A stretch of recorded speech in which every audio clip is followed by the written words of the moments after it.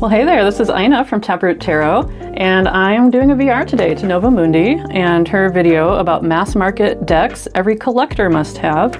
And she's going to do a series. So this one is really focused on collections and collectors. And the tag is Collectors MM Must-Haves for Collectors Mass Market Must-Haves. And her specification is to keep it to mass market decks. I think she prefers us to keep them all in print, which I think mine are. Correct me if I'm not wrong on any of those though. And she's got some prompt suggestions that you can change if you like, but I managed to find something for each of the prompts. So let's get started. Prompt number 1 is an oldie but a goodie, and that is Brian Froud's Faeries Oracle. And this is one that I resisted getting for quite some time. I was a huge Brian Froud fan from childhood into, I would say, early adulthood, like even into my early 20s. And, you know, so from the 80s, you know, I absolutely loved the Brian Froud, Jim Henson movie collabs. And in the 90s, there was just an explosion of fairy art and fairy books, a lot of which were illustrated by Brian Froud. And so people knew to get those for me. I still have like 3 of his coffee table books from back in the 90s, early 2000s. And so, yeah, I absolutely love his art, but it just, like, I felt like I kind of grew out of it a little bit, you know? So I definitely went through a period of time where this was no longer my taste anymore, but I've come back to it. And it's a really cool Oracle deck. I bought my copy used, and it's in good shape, but I do keep it in this bag because the box it came with wasn't in the best shape. And it has a really cool book, and I haven't done, you know, an enormous deep dive on this, but, you know, if I have a time to draw from an oracle that kind of requires you to read a bit, then I will take this out. And it's really magical, and I absolutely love the art. This writer, Jessica Macbeth, her text is excellent, so no complaints there. So that's prompt number 1, an oldie but a goodie. This is from 2000, so it's a 25-year-old deck that's still in print. Prompt number 2 is an RWS deck, and that one was hard for me because that's not my emphasis. I thought of the ones that are mass market but also appropriate for collectors. I think the Tarot of the Cosmic Seed is an excellent choice. Lelania Simone is one of my very favorite deck creators, and I've got all but one of her decks, one of which is on pre-order right now. And this I funded on her crowdfunding. It wasn't Kickstarter back then, it was Indiegogo. But this is now available mass market, and it's an awesome deck. It's not one that I use much, or at all anymore, I should say. It's one that I will pick up again in the future. But I really enjoyed it when I was more in a phase of doing readings where I looked up each meaning in the guidebook. And it's a lovely guidebook. An absolutely gorgeous deck, and just a beautiful example of an RWS deck in my view.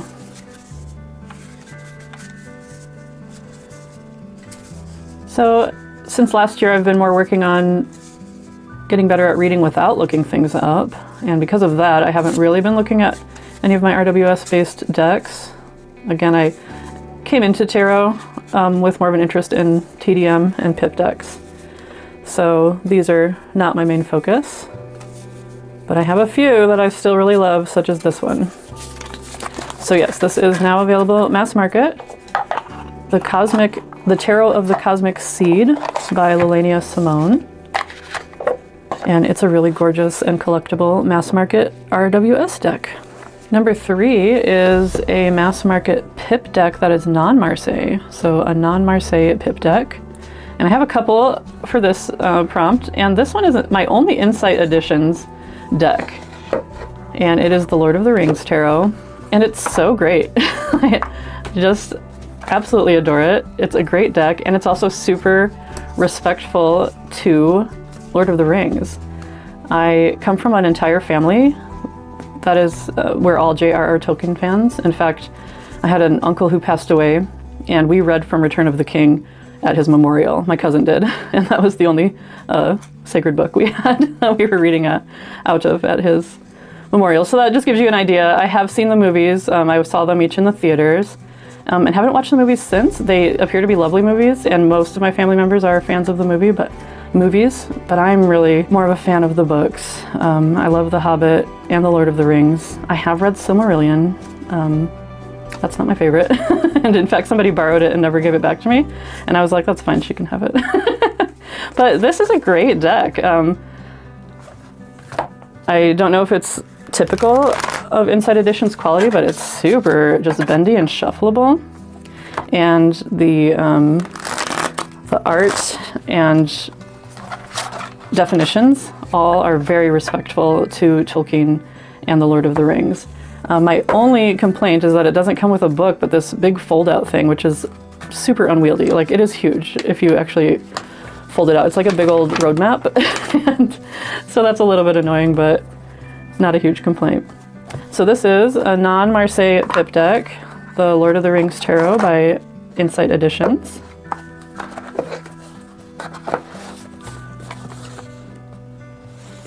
And my other selection here is the Tarot Minchiate Restauré by Emmanuel Iger and Isabelle Nadolny.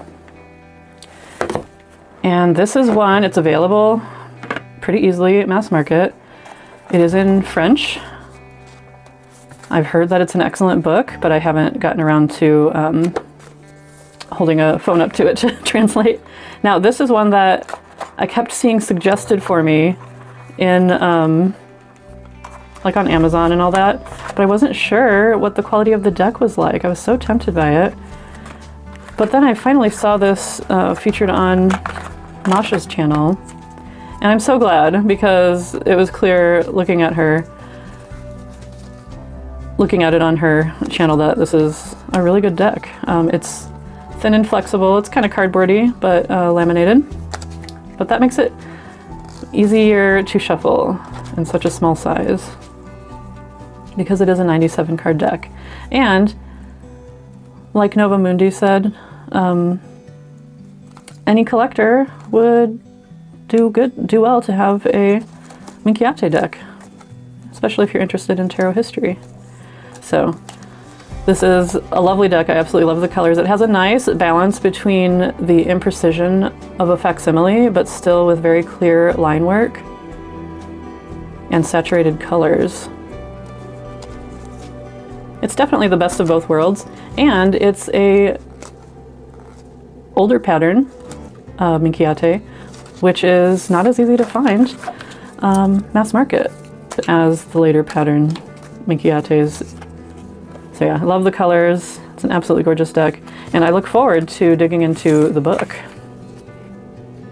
So this is Le Tarot Minchiate Restauré by Iger and Nadolny.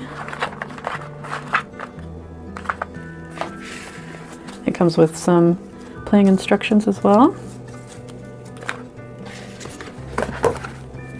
and a substantial book, which is in French. Prompt number 4 is a Marseille style deck, and this is mass market from Cartomancie Dusserre, and it's a Tarot de Marseille based on the Convert deck, and it's a reproduction from the Bibliothèque Nationale de Paris.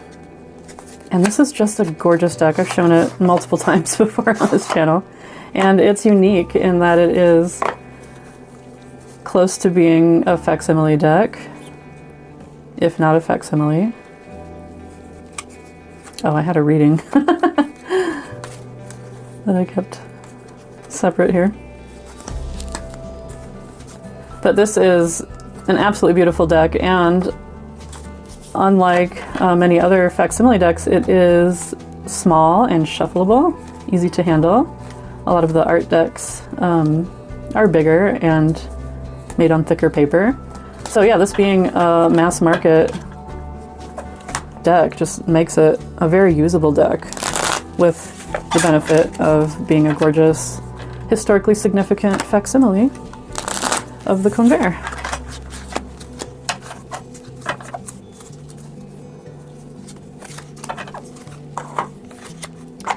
So again, this is the Cartomancie Dusserre Tarot de Marseille.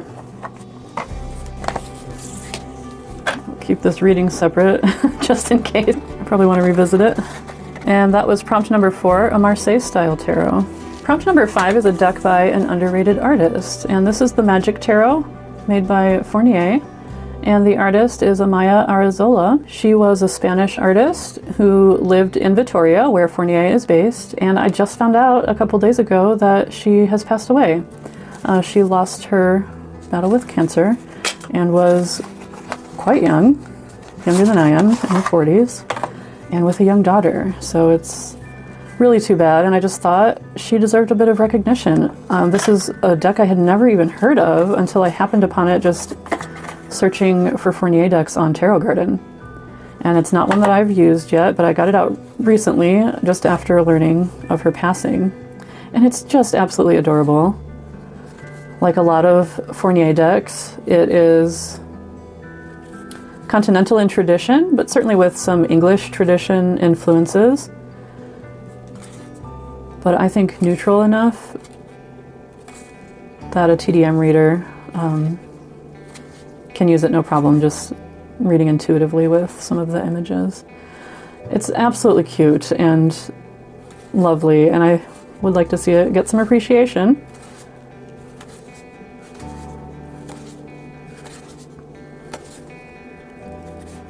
So it's pip-ish, but not exactly a pip deck. And like I said, some RWS and English tradition influences, but it's still, I would say, an emotionally neutral deck for the most part. Like maybe that's not emotionally neutral, but it's a very, I would say, neutral enough to be a nice readable deck for people from a variety of background reading traditions. And the art is just lovely. So she was an illustrator.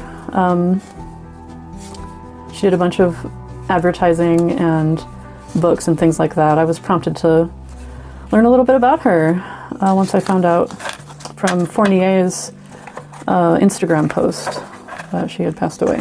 So that was prompt number 5, an underrated artist's deck, or a deck by an underrated artist. And that's the Magic Tarot by Fornier, with art by Amaia Arrazola. May she be remembered well. Prompt number 6 is a historical deck, and this is the Tarocco Siciliano, and it's mass market because it's by Modiano, although it might be a little tough to get your hands on from the US, but it is gettable. I actually really love Nova's version of this, which she has available on Make Playing Cards and Game Crafters. And it's a lovely version. The colors are more pleasing. But this is great because it's an inexpensive mass market deck. And I think for a collector, if you're interested in tarot, this is also a really important historical deck. So it's great to have one on hand. And I'll show it to you in a moment. But I also want to note that the Siciliane playing card deck, also by Modiano, can be used to turn this into a complete tarot. So this is an abbreviated pips deck, like a lot of traditional Italian Taroccos or Tarocchis. So you can get this as well. And that was a recommendation I found from somebody on Instagram, and I'm so grateful for it because I actually had this because I just didn't read it closely enough, and I ordered this by accident. So when I saw this Instagram post, I was like, oh my goodness, that's such a great idea, and I happen to have both those decks. So not only is it great just to have as a historically significant collector's deck, but you can take an abbreviated pip deck and turn it into a full deck by purchasing this additional set of playing cards, which is also mass market. So one very cool thing about this is that there are no Christian figures in it. So here, this is an empress and an emperor. It's a very Sicilian and traditional Italian deck. So all of these figures are from the Roman pantheon, or we've got cardinal virtues here as well, which come from Greek philosophy.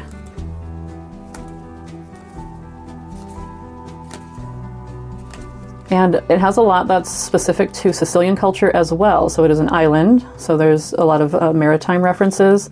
The tower is more about defending the island. I absolutely love this moon, it's hilarious. And this sun is not Cain and Abel, it's probably Romulus and Remus. And we've got Atlas for the world. How cool is that? And Zeus. And then it's got these adorable pips. Now these ones that have these cute little additional images, these are from this deck. So I chose to go with the cuter pips. Now this one doesn't have complete pips either, but they end at about 7 for most of the numbers. I think, so there's some overlap. I think these pips start at 4 or 5, depending on the suit. 5 for most of them, 4 for one of them, I think coins. So these are the pips that are original to the Tarocco, and these ones come from the other playing card deck. And then you also have your choice of courts as well. These are from the smaller playing card deck. They were just a little more decorative and I thought they were cooler, but the ones from the Tarocco are cool as well. So yeah, by combining the two, I've got a nice complete playing card deck. It's historically significant, which is good to know for collectors. I have it in order because I had it out to do my video on reading the Balinese tarots and other abbreviated pip decks. And I just got really busy and never got around to making that video, so I've still got to do that. I'm looking forward to doing that. It's all ready to go. So you can see here, these are the courts from the original one. Still feminine pages, but I liked the long, pretty dresses of the other ones. And then these courts are very cool as well. So these are from the Tarocco, but I just decided to go with, oh, and there were no queens in this one, so I kept the queens from the Tarocco, and then all the other courts from this deck, I think. I'm not totally positive on that, but either way, I've got a complete deck and then a few extra random cards.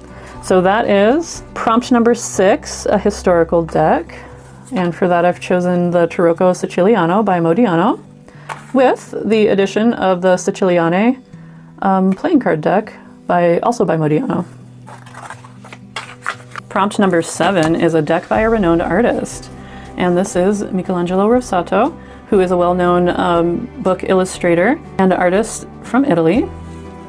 And this gorgeous Tarocchi is based on his book La Favola dei Tarocchi. And I saw that this was getting a little more difficult to get, so I went ahead and got it. And the art in here is absolutely amazing. I'll show you a few random pages here. But if you have this deck and are interested in the art, I highly recommend getting the book too. I was hesitant because it is in Italian, so I thought, you know, what do I need the book for? But I'm so glad I got it so I could fully appreciate the art of this deck. And I haven't put a translator up to the text yet to read it, but just looking through the pages, I was blown away to realize where he was going with the story. The visual storytelling is so good that I definitely get the sense of it without having translated the text yet. But even without the book, this is an absolutely gorgeous deck. I have a full walkthrough of it. It is just completely stunning. And it comes with a book that's in Italian, but is a pretty good resource for reading pip decks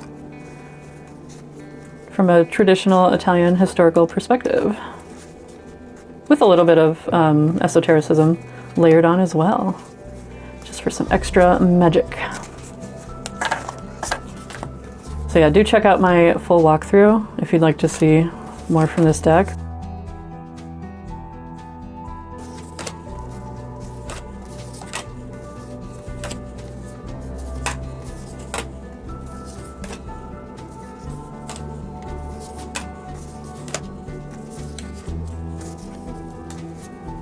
I've got 3 kings in a row. That's cool.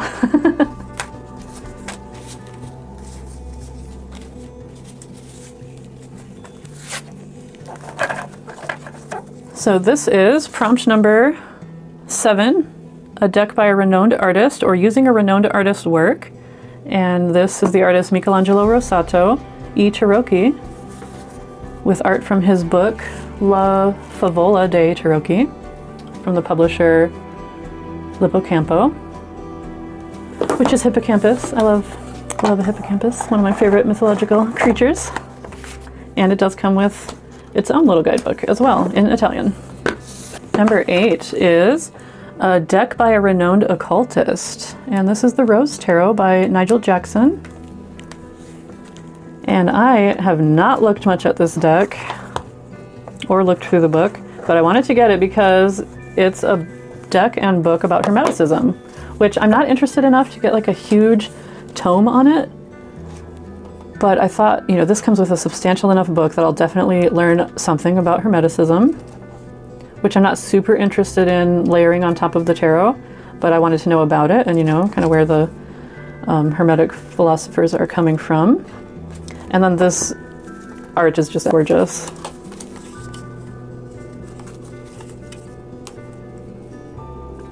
Just love it. Look how beautiful this is. Super cool. And it's got a bunch of esoteric symbolism in it, or occult symbolism, especially in, you know, cards like this. That's super cool. Looking forward to learning more about that. But it is a continental tradition pip deck, or pip-ish, I think. Oh yeah, it has little vignettes in it.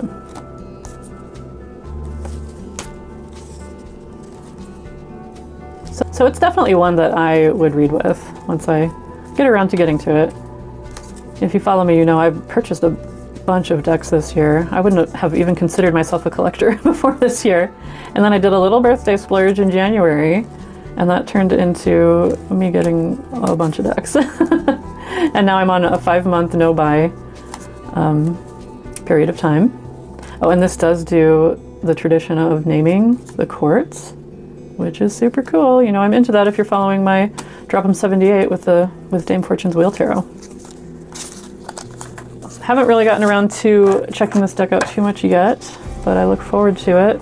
And what I have looked through and read of the book, it's just kind of a good introduction to Hermetic philosophy, which I think is a good thing for a tarot enthusiast and collector to be aware of.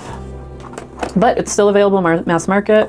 It's a little pricey, but I saw that you could even get it used on AbeBooks for like $10, so it's definitely a gettable deck.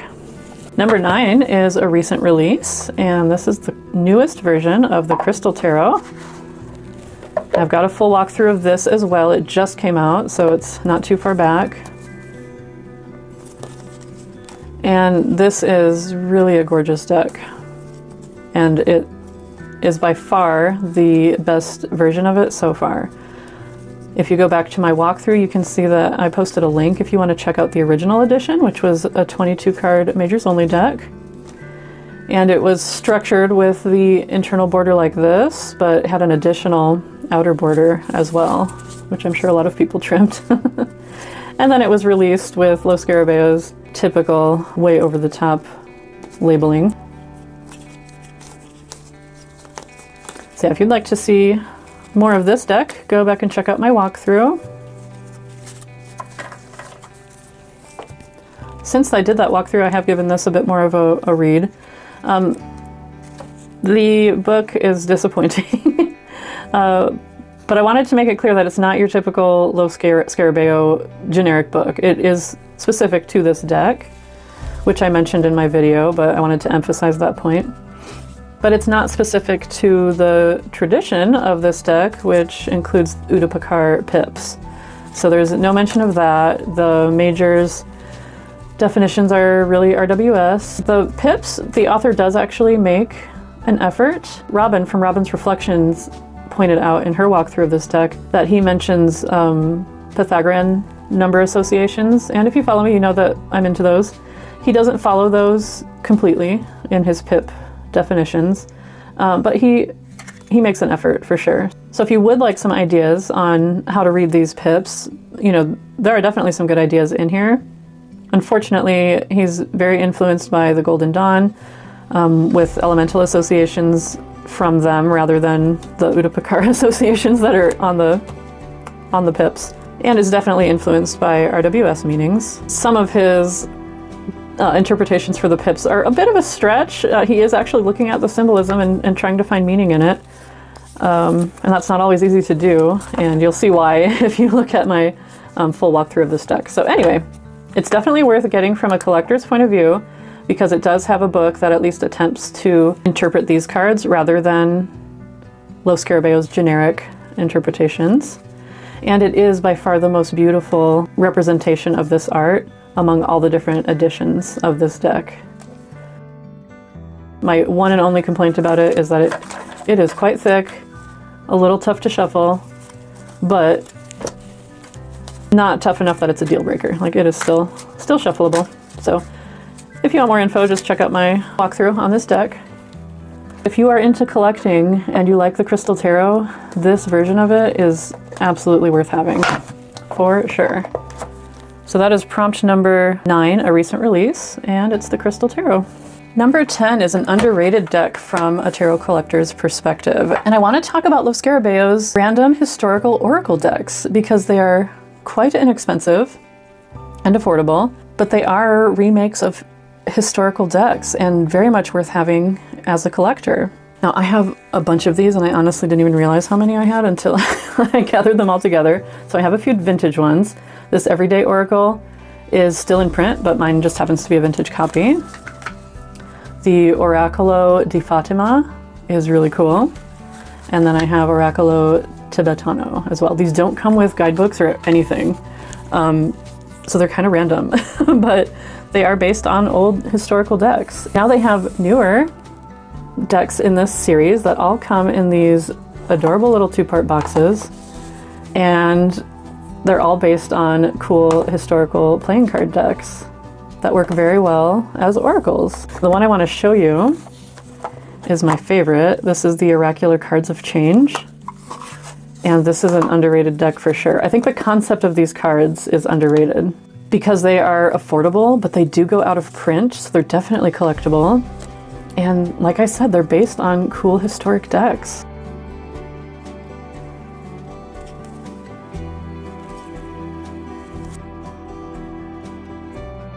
The newer card decks in this series do have a little bit of card reading explanation in the guidebook. It's not super detailed, but there is like a page and a half of history on the deck, and then a little bit about how to read them.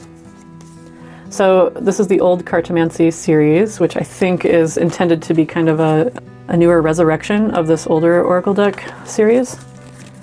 And they're all super cool. I didn't realize it until I pulled them out, but apparently I have 5 of these newer ones.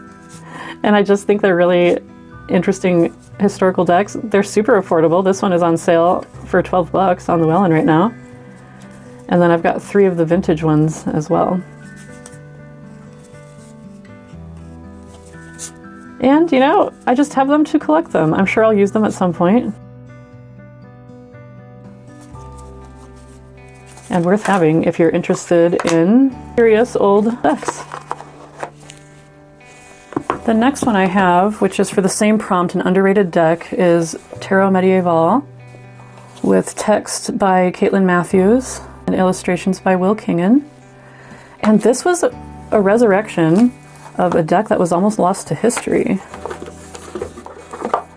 Unfortunately, it has like super thick cardstock, so it's not the most usable deck in the world, but it's a deck that was created in France right before France was taken over by Germany. And the Nazis just destroyed just about all of the copies of this deck because they were into destroying tarot card manufacturing, I guess. So again, this deck was almost lost, or it was thought to be gone forever. And then, I don't remember exactly how, but somehow they managed to find a copy and put it into print.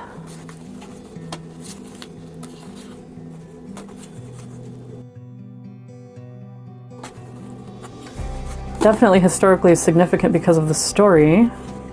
The pips are, the quartz are cool. Some of the pips are a little plain, I guess. It does have some beautiful art in the quartz.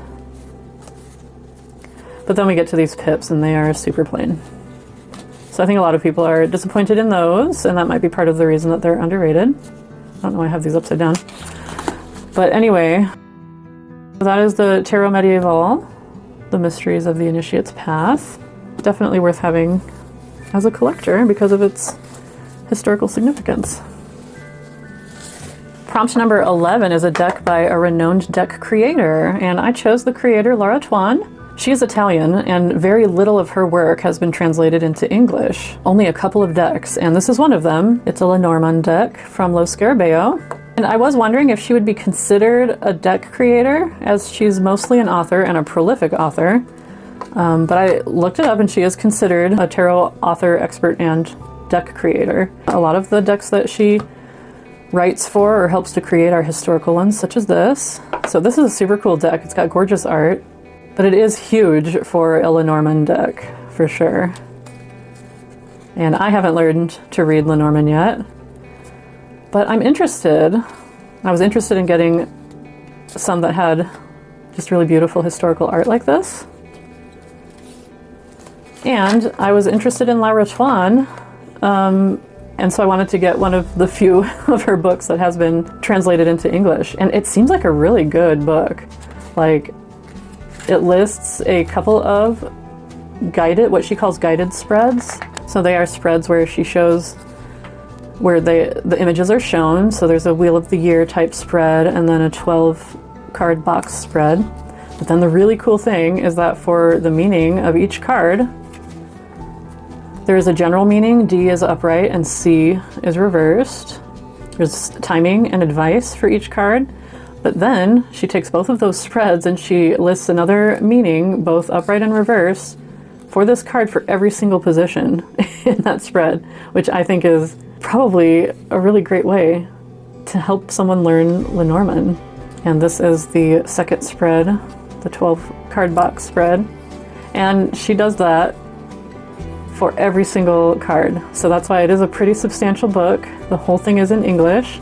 And then in her spread section, she says something about the unguided spreads, which I took to mean that they're a little bit more intuitive. And she has those listed at the end of the book. So she notes that these are for more experienced readers, which I thought was kind of cool.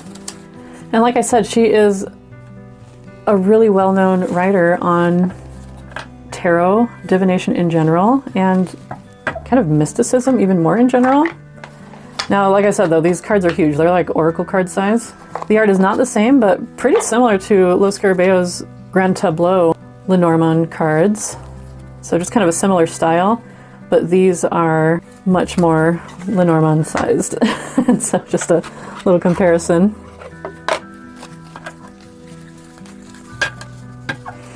These are like mini card size, and the Laura Tuan one is more of an oracle deck size. So if you wanted to do bigger spreads, you could get this for the book and get this little guy for the cards. And then this, since they are smaller, they're more suitable, I suppose, for a Grand Tableau. So this does have information specifically about the Grand Tableau, which is huge, and you would definitely want a smaller deck for it. And that information is not in here. So these two together, I think, are a pretty good Lenormand learning resource. But as far as being for a collector, I think the art, the historical art in this, as well as it being a rare Laura Tuan book that is translated into English, make this deck significant for a collector. That's prompt 11, a deck by a renowned deck creator, and this is Lo Scarabeo's Lenormand Oracle with a book by Laura Tuan. And a special guest appearance by this Grand Tableau Lenormand Oracle deck. Prompt 12 is an important esoteric deck, and for that I've chosen El Gran Tarot Esoterico. And that is a deck with art by Luis Peña Longa, but created by Marichu Gula, who is just a really significant figure in esoteric tarot, also in Basque mysticism. She's incorporated a lot of symbolism from various sources into this deck, and it's super cool.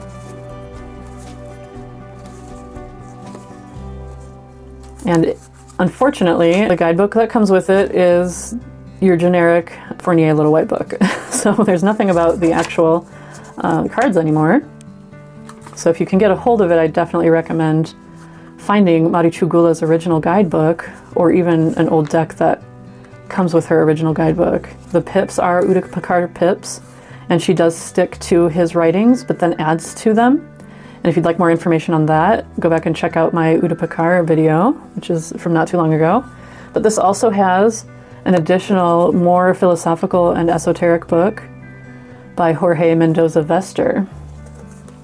And this is one I'm going to talk about more whenever I get around to doing a video on Marichugula. But yeah, she's a historically significant tarotist, and she has brought together a bunch of different cool esoteric lineages into her decks in general, especially into this deck, El Gran Tarot Esoterico.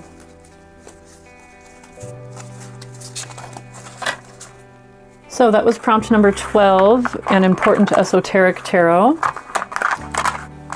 Even without Marichugula's original writings, this deck is mass market and easily gettable. And this book on it is also easily gotten. And this Marichugula's original guidebook is findable as well. I found it on eBay. Prompt number 13 is favorite mass market publisher of collector's decks. And for that, I'm going to say Fornier, because I have a bunch of them.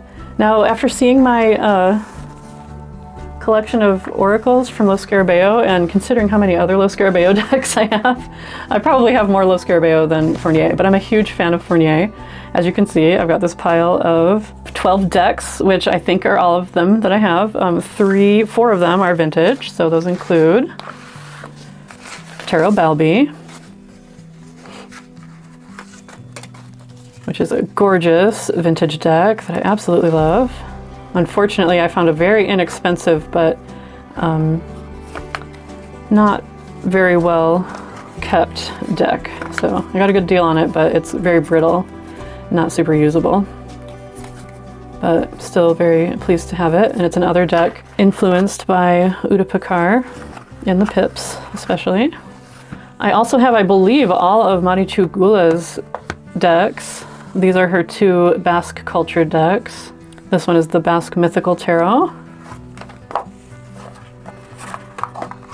with her original writing. And again, it's mass market, but out of print. And all of her decks are Continental Pip decks, so I'm a huge fan.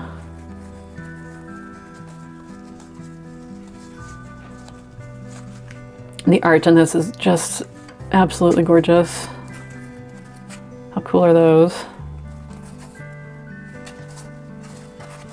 And again, I do have a Marichugula video planned, at which point I'll do full walkthroughs of all of her decks. This one, it's in the Basque language and not translated, so I'm going to mispronounce it, I'm sure, but it's Tarot de Euskal Herria. And it's very 80s, which is not normally a vibe, not normally an aesthetic that I vibe with, but it's so cool. Look at this fool. Maybe it's more like early 90s. I think it's 80s. But look at that hair. So it's dated, but it's so cool that the datedness does not even bother me. It is really gorgeous.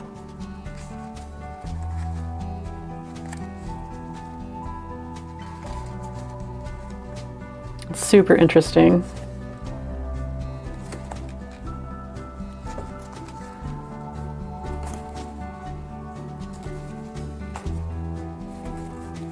Just so beyond cool. Beautiful pips. Super beautiful. Look at her. Isn't she lovely? So again, mass market, but out of print. And just one of my Fornier decks. And definitely early 90s. So this is from 1991. It's a deck by Marichugula but the artist is Alfredo Camillan, or Mincho. And given that they have a Basque nickname, I would assume they're Basque as well. I also got her version of the Tarot de Marseille, so I could get her original guidebook. This deck is still in print. So I have the in-print version of this deck, but I bought this specifically for her version of the guidebook by Maricugula from 1983. And I need to find a way to preserve this and be able to read it without destroying it because it's very delicate. But you can see they've got the same backs. And one reason that Fornier decks are so great for collectors is that they last forever. Like, these are in absolutely perfect condition. Even though they're decades old.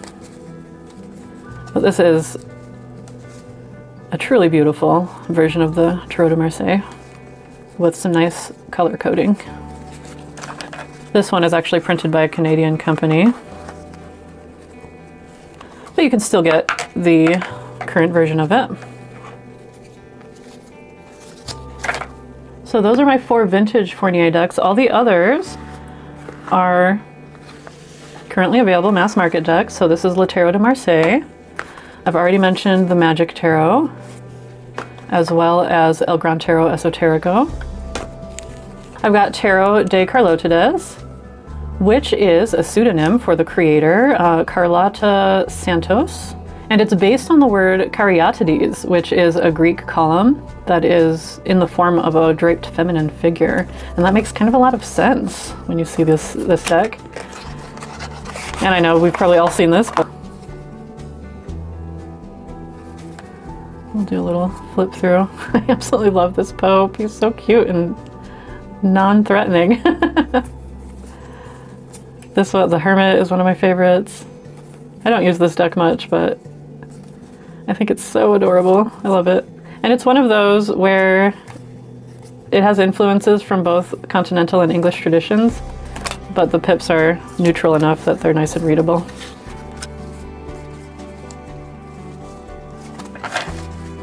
Absolutely love the backs and the box.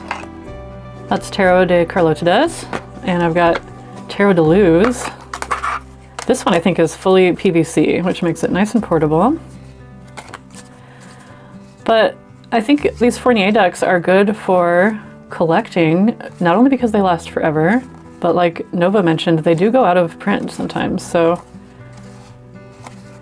they're super affordable and they're just nice to have in your collection, and sometimes they become valuable.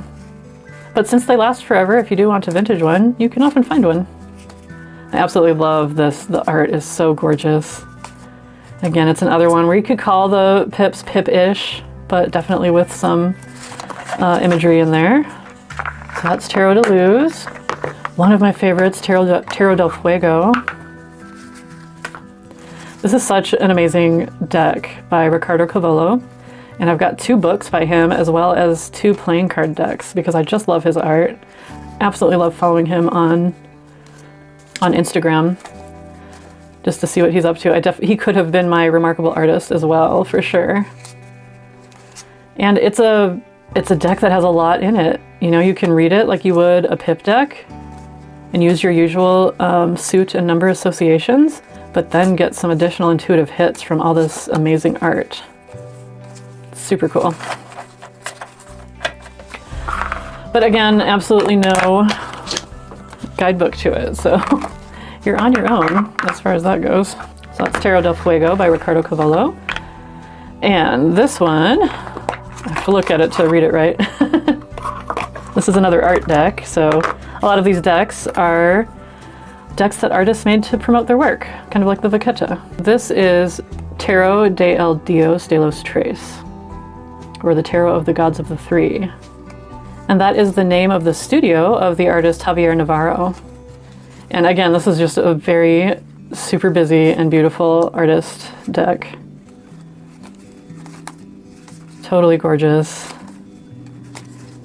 And one that you would want to read intuitively based on the imagery, you know, just by layering all of this imagery onto whatever tarot associations you have, or it really could just be used as an oracle as well, if you prefer. And finally, the Spanish Tarot, which is based on a Tarot de Marseille derivative, a Piedmontese deck from the 1700s, which is housed in the Fornier Museum. So this is a deck of historical significance, which is, nevertheless, mass market and super affordable. I don't know why I have reversals in here. I am more careful about shuffling these days than I have been in the past. There is an older version with colors that are less saturated. The way these are showing up right now, they're not nearly this saturated. It's just the weird lighting I've got because the sun is setting. But these are more saturated than the vintage copy of this, which I've also heard has really lovely cardstock. But I like Fornier cardstock. It's sturdy, and I love the colors in this deck.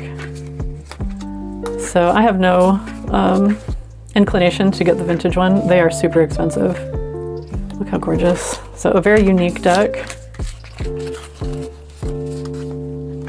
And for sure, a collector's item.